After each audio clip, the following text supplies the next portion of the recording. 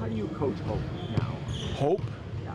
Again, Steve, it's, you know, we're 0-2, we understand that. It's hope, it's pride, it's toughness. And I thought that's the toughness part is the part I didn't think we played with last night. I thought we did in game one. We did in parts of last night, but we didn't do it long enough. So it's about grit, toughness.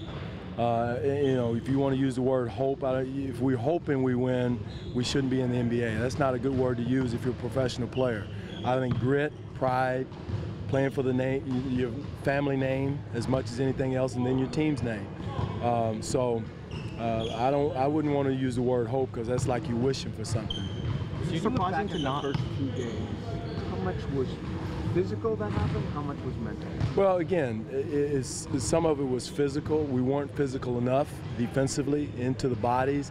I thought they got comfortable after they hit us with a shot. And you know, a good team like that and a great player like James is going to give you his best shot. But the bounce back, the physicality we didn't come back with, you know, after they threw their best shot at us, we kind of caved in on the offensive. Our offense got bogged down. We didn't execute offensively, and then it kind of snowballed on us after that. Did you tell your players in a situation like this to stay away from social media and what's happening? Totally. I told them before we played in the Washington series, don't look at social media, don't listen to you guys, you know, because if everybody could do it, everybody be an NBA coach. But just to keep your mind clear, stay together, because as good as things are, as soon as you make a mistake, everybody's waiting to pounce on you and tell you how dire straits you are and how bad things are. And really, it's not. Again, we're professional players. It's a 7-game series. We can feel sorry for ourselves if we want to, and I don't think our guys are going to. We know what we didn't do and have to do better. And again, we know it's tough. It's not going to be easy. But yet and still, we have the toughness and grit, and we've done it all year. I don't think we've lost 3 games in a row all year. I'm not sure. But, you know, that's what we're made out of, and that's what we got to depend on. Is it possible to use some of the things that people are saying right now as motivation? I mean, I don't know what people are saying. They're making a joke about this. They're saying things like LeBronto. They're putting memes out there. Well, if our players are reading that should motivate you. But if you have to use that as motivation, again, we're professional people. We should use execution, physicality, toughness as our motivation and understand what we need to do from there. And I'm not making light of what they're saying. I don't know how to use social media, so we shouldn't have that to motivate us.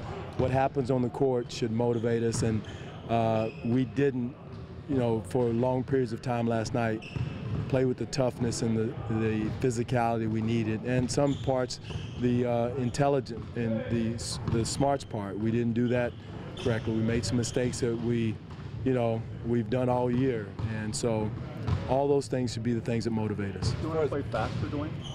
Well, we do, no question, but we want to be organized. I thought in the second half we tried to play fast. That's why we put the small lineup in to generate some offense, but I didn't think we were well organized, and I don't think our shot selection was good. We didn't go to the second action.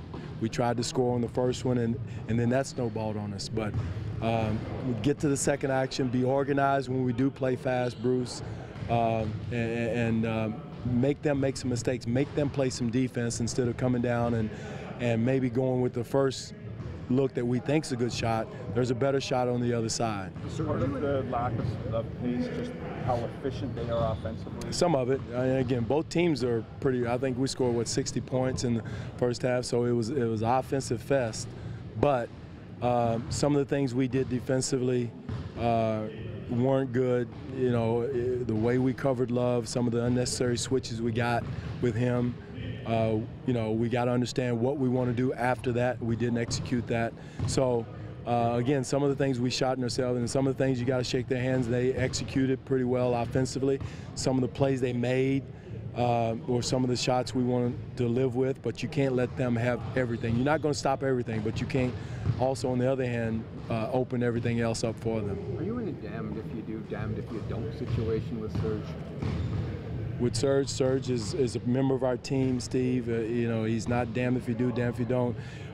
Like baseball hitters, some people go through ruts, and our job as a coaching staff and as a team is to help him out of it, not bury him, put dirt on him. Like I said, you know, the first 2 games we thought he was the next Larry Bird, Michael Jordan.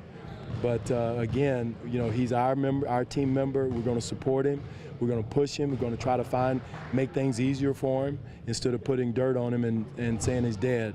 You know, again, we're the top team in our conference. We won 59 games. We won the conference. And it's not like we're, you know, chopped liver or anything. So Serge all players, not only Serge, have gone through stretches of tough stretches.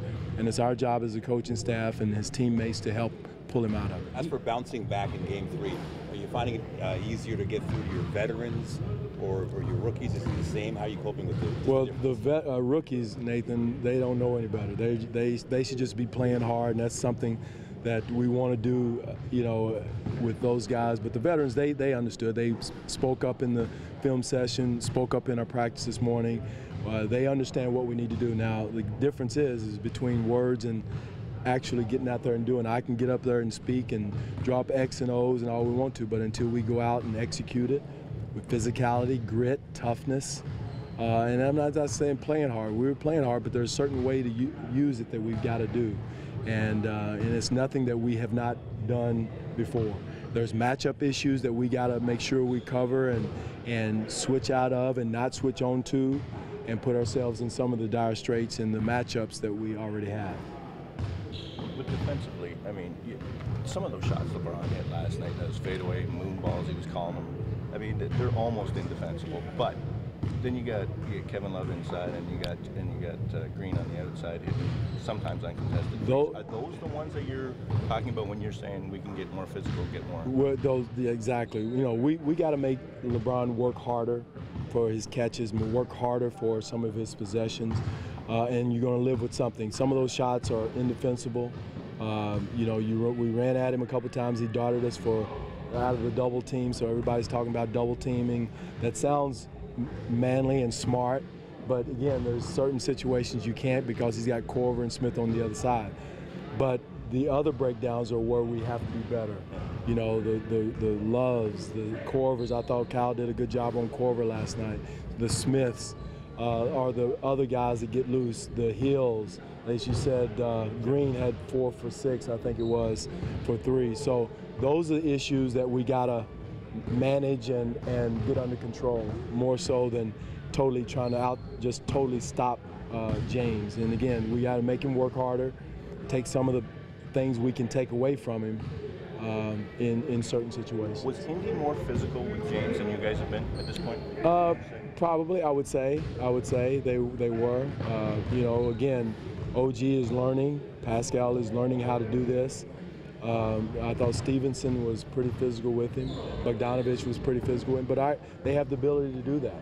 The OG has the ability to do that, to get up, move his feet, make him work to catch it, fight for space, fight for his position. And we didn't do that last night. I thought we did a better job in Game 1. Coach, I don't think anyone in NBA history had ever had a 40-plus point, 14-assist game before LeBron did it last night. You're not really in a position to admire what he's doing, but certainly from a historical standpoint, what he is able to achieve, what do you think when you look at his achievements, especially something like that? I think it's something we need to fight against and work against and not be a part of history. You know, that's I respect LeBron, I respect who he is and the player he is, but I'm not going to sit here and admire him for numbers he's putting up here, and that's on us. You know, you can't do that at this point. When he retires or when we're all done coaching and retired, then that's when you admire what he's done. But right now, he's the enemy, and we got to do a better job of not being part of history.